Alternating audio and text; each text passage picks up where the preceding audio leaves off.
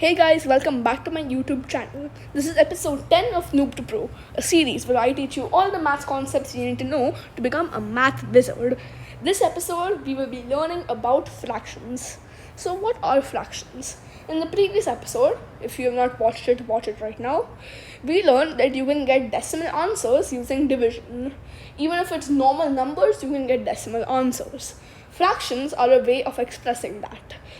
We can add, subtract, multiply, and divide fractions. So you might be thinking, how many operations are we doing here? We are dividing two numbers, getting a decimal answer, and then we can do all the operations to that decimal answer. No, it's not actually that confusing, and we can. It'll be easier with an example. So in this episode, we are going to do the addition and subtraction part, and next episode we will be doing multiplication and division. Unlike decimals, multiplication and division isn't hard. It's just that it'll be too much for one episode. So let's start with addition. Over here, we have 2 divided by 7. I'll write it here. This line over here, sorry, not 2 divided by 7, 2 divided by 4. This line over here is the division sign. It's represented like this. So under 2, this line means division, and under 7, this line means division. So we have 2 divided by 4, which is like this, and then we add 2 divided by 4 to 7 divided by 4. So we won't say divided by when we are saying fractions. You can say by, upon, or what I prefer, over. So I'm going to be saying over for this video. So we have 2 over 4, so 2 divided by 4, plus, so we are adding 7 over 4 to it. So when you see both of these numbers are same, what we are dividing it by, when both of these numbers are same, in addition or subtraction for both of them, you can just add these two numbers or subtract them to get your answer. So 2 plus 7 is what we are going to be doing here. So 2 plus 7 is equal to 9. 2 plus 7 is equal to 9. So on the top, which is called the numerator, I'm going to spell it over here. The top part is called a numerator. Okay. And then the bottom part, which is the numerator was 2 and 7. The bottom part, which are these 4s, are called the denominators. D-E-N-O, denominators. So you can remember it. For denominator, D stands for down, and then the other one is numerator. You need to know this because it's important. So whenever these denominators are same, we just add the numerators for addition. So 2 plus 7 gave us 9, so our numerator is going to be 9. And then in addition and subtraction, the denominator, it doesn't change, so it's going to stay 4. So we get an answer of 9 over 4. This is our final answer. You can convert this into a decimal if you want to. This should be 2.25. This is not required. In the tests, these decimal answers are not required, but they're better. Now we can move to a second example. Now over here you might notice these two numbers are not the same. So what we do, we see over here what the number is. It's 13. And over here the number is 10. So what do? First we'll just note down both numbers here, 13 and 10. So first we will multiply this 3 and this 13. This is the 3, this is the 13. We will multiply them by this 10. You'll see why we do this in a minute. So we will multiply both of them by 10, which is just adding a 0. So it becomes 30 by 130. So now over here we multiply by 10. Now we will be multiplying this side, 9 and 10, by 13. So 9 times 13 and 10 times 13. So 9 times 13 is 117. You can do the calculation. Just add 13 to itself 9 times. And this side, it's going to become 130. Notice something? Both of them are same now.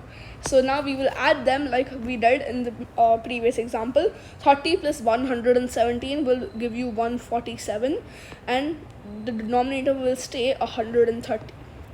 So last example I showed, you can convert this to a decimal, but the way you should actually do it for these questions, when the numerator is more than the denominator, Normally it is less than the denominator, but in this case it is more than the denominator.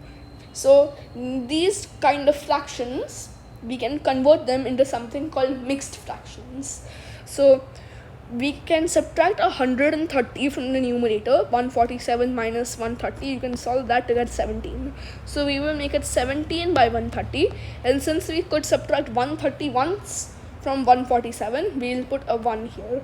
So I'll just quickly explain again. So from 147 we can subtract 130 one time, so we will put this 1 over here, and after subtracting we are left with 17, and the denominator will stay the same. Now you can also try converting these kind of fractions called mixed fractions back into these kind of fractions. So the way you can do this, just multiply this and this to get 130 and add that to the numerator. That's all you have to do. So now we're done with addition, we can move on to subtraction. So for subtraction, it's literally addition but subtraction. Denominators are same, so we will keep the denominator same. And now 20 minus 10, that's 10. Done. So now the third example, another technique, reducing the fraction. Reducing the fraction is making it a little smaller without changing its value. So over here, 10 and 4, both of them you can divide by 4, you won't get a decimal. I mean, you can divide by 2 without getting a decimal. You can just see, can you divide by 1, can you divide by 2? I'm sorry, not 1 will give you the same answer. See if you can divide by 2, 3, like that. You can try reducing these fractions. Again, not required unless the question says so, but it's better. So over here, 10 you can divide by 2 to get 5, and 4 you can divide to get 2, and 5 over 2, it's a much better answer. Again, not required unless the question says so, but this is better. And then you can obviously convert this into you can convert this into the mixed fraction to get 2 and 1 over 2. You can do this, but it's much better like this. When you reduce the numbers, it's much better. So now we will move into another example. 17 over 19 minus 20 over 32. Big numbers, but we can do this. So we will be noting down the denominators because they're not same, 19 and 32. And we will be multiplying this side by 32, this fraction by 32, and this fraction by 19. So first we can multiply this by 32. So first we have 17 times 32. We will just quickly solve this. So 17 times 32. 2 times 7, 14, we carry 1. 2 times 1 is 2 plus the carry 3. Put a 0 here. 3 times 7 is 21. Put the 1, carried 2. And 3 times 1 is 3. Add the 5. This gives us 544 as our answer. And 19, it is 2 more than 17. And 32 times 2 is 64. So you can just add 64.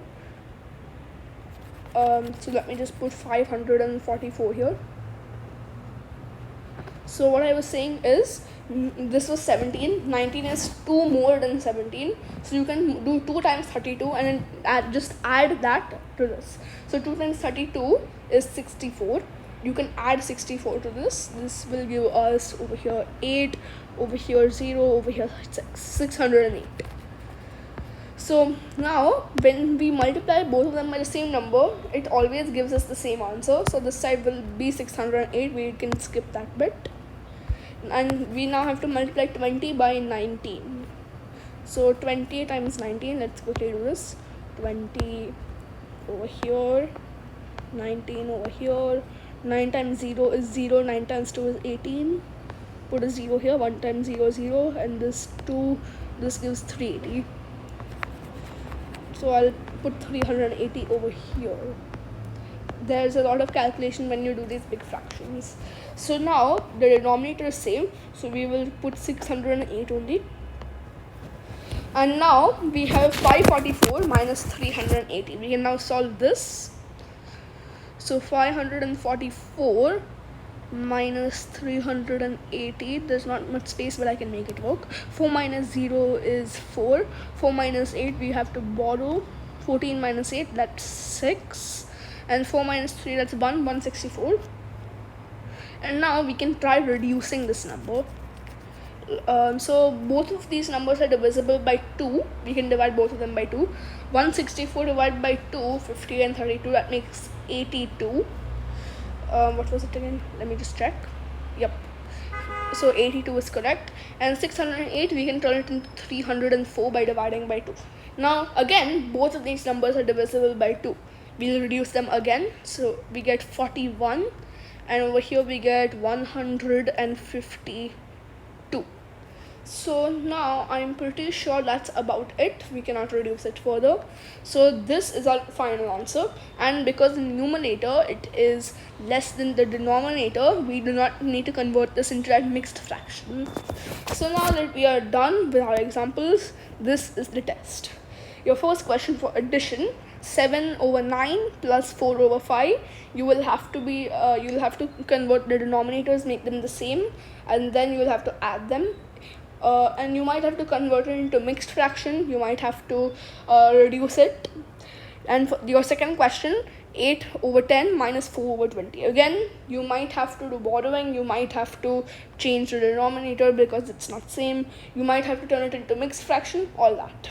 So these are your questions. Let me know your answers in the comment section down below. And you know the drill. I'll tell you the answers. I'll give you feedback. That's it.